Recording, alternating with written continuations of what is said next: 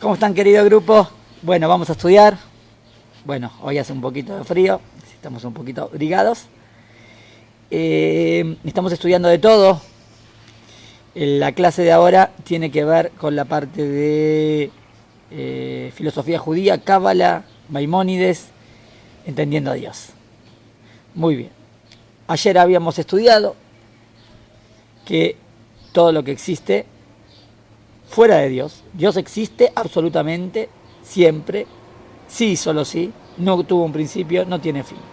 Todo lo que existe tiene un eterno cambio, o sea, está en acto, en potencia y se convierte en acto. Como dijimos, la madera, de la madera puedo hacer una mesa, entonces la madera tiene el potencial de ser mesa. Cuando la hago mesa pasó de potencia a acto. Y así la persona, venimos al mundo no sabiendo todo, vamos aprendiendo cosas, tenemos el potencial de saber y cuando sabemos ya lo adquirimos. Estamos en constantes cambios. Muy bien, hasta aquí lo que vimos ayer. Bueno, esta lógica tan implacable conduce a Rambam, a Maimónides, a encarar el problema de la creación. ¿Por qué el problema? Porque si en Dios no hay cambios, porque Dios es absoluto y es único, ¿cómo puede ser que de repente decida crear el mundo? Eso aparentemente sería un cambio, como que hay mucho viento, como que antes de crear el mundo Dios todavía no lo creó, es como que en Dios no hay potencia y acto, ¿no? Muy bien. Entonces, antes todavía no lo decidió crear y ahora lo decide crear. Aparentemente sería un cambio en la voluntad. Y no puede haber un cambio en la voluntad de Hashem, porque Hashem es único y absoluto. ¿Entiende el problema? Aquí, esta lógica tan implacable conduce a Rambam, a Maimónides, a encarar el problema de la creación. Si seguimos operando con los conceptos anteriores, la creación sería una novedad. Sucede algo que no había sido antes. Primero,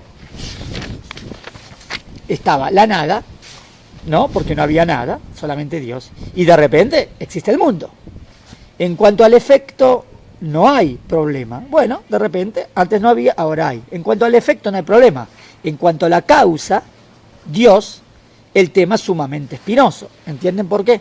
Porque en Dios no puede haber cambios. Entonces, ¿cómo Dios de repente decide crear? Es como que algo que Dios no, es imposible, influya en él para que Dios de repente decida crear. Y no puede ser, porque no hay nada externo a él que pueda influir en él. Y eso es lo que lo lleva un poco a Aristóteles también, o para defender, a decir que el mundo es eterno, porque no pueden haber cambios en Dios. Pero nosotros sabemos que Dios creó todo de la nada. Nosotros también sabemos que no hay cambios en Dios. ¿Cómo contestar esta pregunta?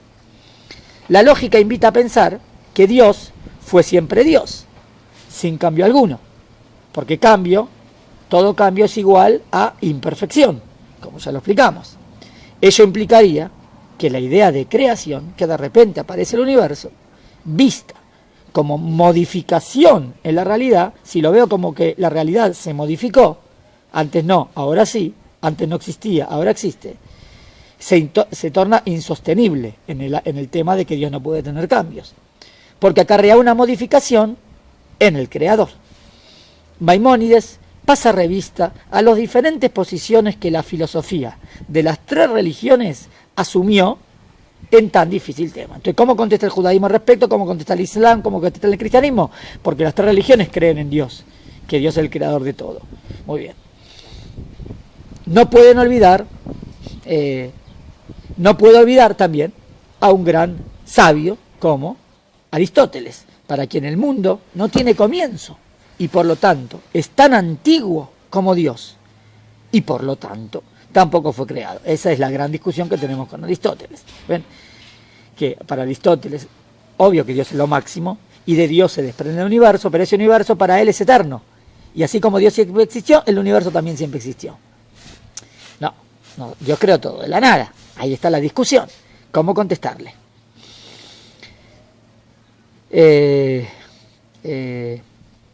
Para Maimónides es esto un tema sumamente crítico y claramente debe decir: el que cree en la Torá de Moshe Rabenu considera que todo el mundo fue creado por Dios después de la ausencia total. O sea, la nada, preexistente. Antes no existía nada y de repente Dios decide crear el mundo. Eso es algo absoluto para el judaísmo. Eso es algo absoluto para los que creemos en la Torá de Moshe Rabbeinu. Aquí no podemos hacer las paces con Aristóteles o con los filósofos. No, aquí contundentemente hay un mahloket, hay una gran discusión. Que nosotros vamos a demostrar después en otros libros, en otro lugar, que hoy en día ya me parece como que ya 100% lo demostró y que cayó la otra. Pero no importa, obvio que nosotros creemos en la Torá es la verdad. Está bien, pero si se podía traer demostraciones lógicas. Bueno, es lo que estamos viendo ahora. Hoy, digo que hoy en día todavía todo lo que dice la ciencia ayudaría mucho más, 100% más a lo que la Torá dice.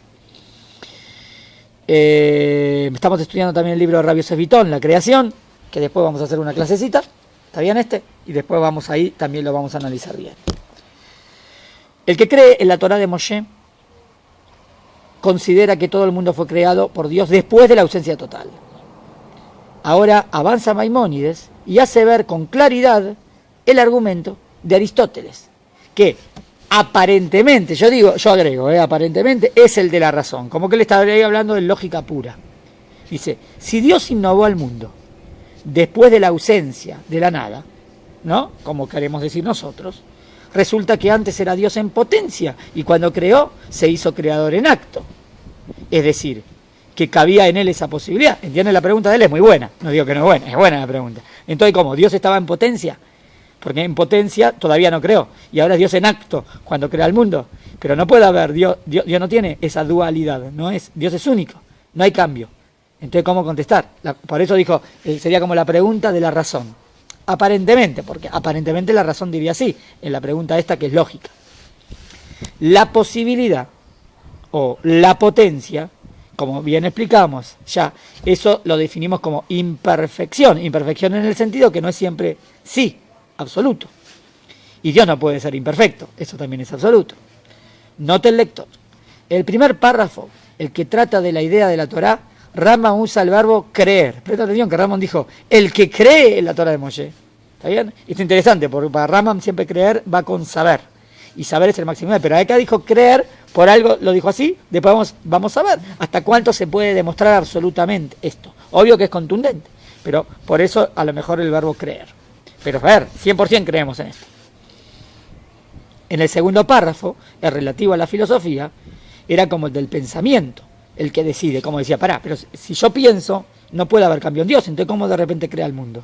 No solamente de la creencia, es como del pensamiento. Empero, el punto de partida del filosofar de Maimónides sostiene, claro, el punto de partida de Rambam sostiene que razón y fe, la razón, el conocimiento y la fe bien analizadas, claro, en sus raíces o en sus ramas superiores coinciden. Muy importante esta idea fundamental de Maimónides. La razón va de la mano de la fe. La fe y la razón no se contradicen. La razón y fe van juntas. Por lo tanto, entonces no puede haber una contradicción. Por lo tanto, tendría que contestar estas preguntas que estamos haciendo. Aquí, sin embargo, aparentemente no coinciden, porque aparentemente la fe diría, bueno, creemos que Dios creó todo de la nada, pero como que la razón dirá, pero no puede haber un cambio. Entonces, ¿cómo de repente Dios decide crear? Es el momento más duro en la reflexión del hombre de fe, o filosofante, o sea, un hombre que piensa, que piensa, filosofía, amor a la sabiduría, pero también tiene mucha fe, que es el ideal, es en el judaísmo. Entonces, de repente, ¿cómo puede ser? Vamos a intentar empezar. Lo más consistente de su planteo es la siguiente digresión. Lo más consistente en el planteo es esto. El cambio tiene lugar cuando la potencia se actualiza. Cuando hay cambio, cuando eso que estaba en potencia, eso que podía ser, llegó a ser. Pero hubo un cambio. Era madera, después hizo mesa. Bueno, acá sería como Dios primero es creador, en potencial va a crear, todavía no creó nada y de repente crea.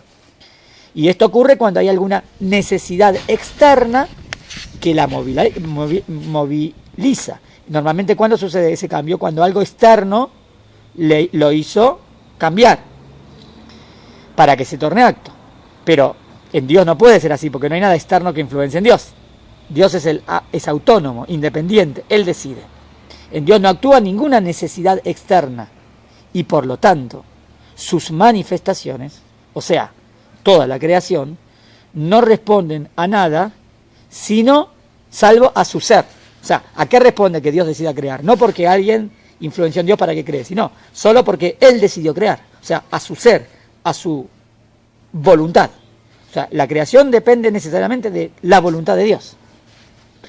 Este párrafo es decisivo, puesto que para poder salvar la logicidad del acto creativo, ha de privar el contenido de este acto, el mundo, de toda finalidad. Ahora, dice, acá es muy profundo, ¿por qué? Porque ahora yo no puedo entender, en Dios no puede haber algo que influenció externamente en Él.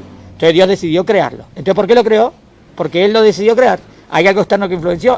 No, esa es su voluntad. Su voluntad es crear, y Dios decide crear. Pero entonces, ahora, si quiero entrar, entonces, ¿y por qué lo creó? Y ahí me quedo, ¿y por qué es su voluntad? ¿Pero por qué? Pero, ¿entienden? Si yo digo por qué, como para qué, es como que hay algo externo que Él tiene que lograr. Y en Dios no hay nada externo que Él necesita lograr, porque Dios es perfecto. ¿Entienden el problema? Entonces, necesariamente tengo que decir, ¿entonces por qué lo creó? Ahí no puedes contestar. ¿Por qué es su voluntad? ¿Y por qué es su voluntad? No puedo entender por qué es su voluntad. Porque esa es la respuesta última. Si yo ahora explico por qué, es como que hay algo más. Esa es su voluntad, es lo que dijo. Este párrafo es decisivo, puesto para poder salvar la logizada, la sabiduría del acto creativo, aparentemente tiene que privar al contenido de este acto, o sea, al contenido, el objetivo de esta creación, ha de privarlo de toda finalidad, que no puedo decir ahora para qué, porque si empiezo en un para qué, es como dice, ¿para qué Dios creó todo el universo? ¿Entienden? Es imposible dar una contestación absoluta, porque si yo diría para qué Dios creó el universo, es como que yo entré en la mente de Dios. Y no podemos entrar en la mente, no podemos saber para qué Dios creó todo el universo. Podemos saber, del momento que estamos aquí, en qué vale la pena invertir. ¿Para qué está el hombre que puede llegar? Pero en la pregunta total de para qué Dios creó el universo, nunca puedo dar una respuesta, porque sería entrar en el para qué de Dios, y es imposible. No sé si se entiende, es muy profundo. O sea, si por ejemplo, Dios creó el mundo para dar. Entonces yo preguntaría, ¿Dios necesita dar? Dios no necesita nada. No, pero Dios quiere dar. Bueno, su voluntad es dar, pero no que es porque necesita llegar a eso, porque Dios no necesita llegar a nada, porque Dios es perfecto.